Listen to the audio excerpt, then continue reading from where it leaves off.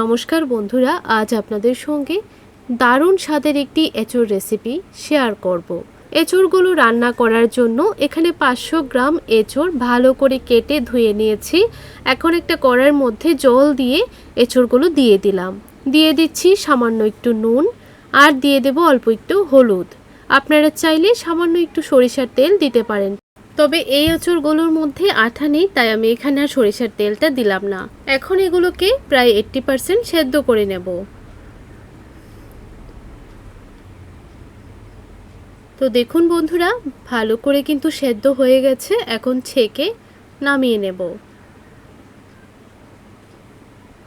তো অন্যদিকে আমি চুলার মধ্যে আরেকটা কড়াই বসিয়ে দিলাম। দিয়ে দিলাম 2 টেবিল স্পুন সাদা তেল। তারপর আলুগুলো দিয়ে দিচ্ছি। আলুগুলো কিন্তু মোটামুটি ভালোভাবেই সেদ্ধ হয়েছে।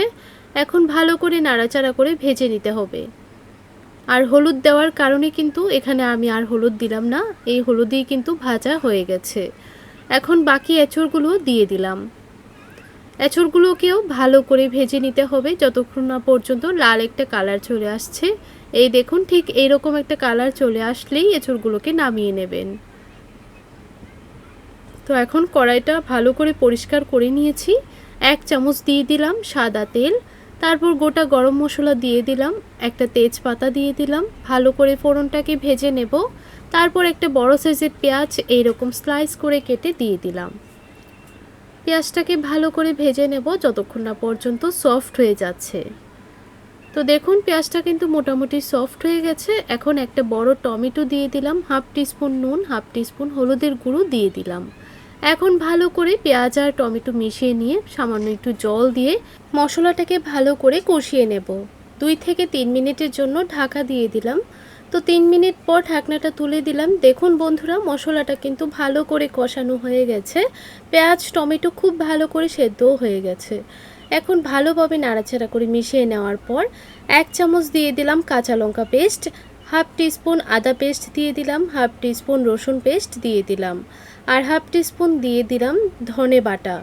সবগুলো মশলাই আমি শিলনোড়ার মধ্যে পেস্ট করে নিয়েছি। এখন সামান্য একটু জল দিয়ে দিলাম। মশলাটাকে ভালোভাবে নাড়াচাড়া করে মিশিয়ে নেবার পর 1/2 টিস্পুন লাল লঙ্কার গুঁড়ো, 1/2 টিস্পুন থেকে একটু বেশি কাশ্মীরি লঙ্কার গুঁড়ো আর 1/2 টিস্পুন জিরে গুঁড়ো দিয়ে দিলাম। এখন ভালো করে আবারও মশলাটাকে কষিয়ে নিতে হবে। ঢাকা দিয়ে দিলাম 2 মিনিটের জন্য। তো ঢাকনাটা 2 মিনিট পর তুলে দিলাম। দেখুন বন্ধুরা, মশলা কিন্তু খুব সুন্দরভাবে কষানো হয়েছে। এখন ভেজে রাখা আলু আর এঁচোড়গুলো দিয়ে দিলাম।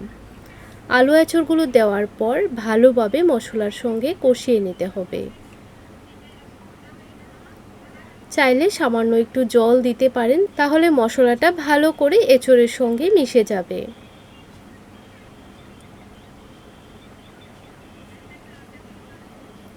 তো দেখুন বন্ধুরা, প্রায় 1 মিনিট নাড়াচাড়া করে ভালো করে মিশিয়ে নিয়েছি। তারপর পরিমাণ মতো ঝোল দিয়ে দিলাম। ঝোলের পরিমাণটা আপনারা বুঝে দেবেন কতটুকু রাখতে চান। এখন ঝোলটা দেবার পর ভালোভাবে মিশিয়ে নিয়ে ঢাকা দিয়ে দিলাম 3 মিনিটের জন্য। 3 মিনিট পর ঢাকনাটা তুলে দিলাম। 1/2 টিস্পুন দিয়ে দিচ্ছি গরম মশলার গুঁড়ো। গরম মশলার গুঁড়োটা দেওয়ার পর ভালোভাবে নাড়াচাড়া করে মিশিয়ে নেব। তো বন্ধুরা, আপনাদের কাছে রেসিপিটি কেমন লাগলো কমেন্ট করে জানাতে ভুলবেন না। পুরো ভিডিওটা দেখার পর ভালো লেগে থাকলে চ্যানেলটিকে সাবস্ক্রাইব করে রাখতে পারেন। এই ধরনের আরও নতুন নতুন রেসিপি আমার চ্যানেলে দেওয়া আছে, চাইলে চ্যানেলটি ভিজিট করতে পারেন। আর রেসিপিটি ভালো লাগলে লাইক শেয়ার করে আমার পাশে থাকবেন। ধন্যবাদ। হচ্ছে পরের রেসিপিতে।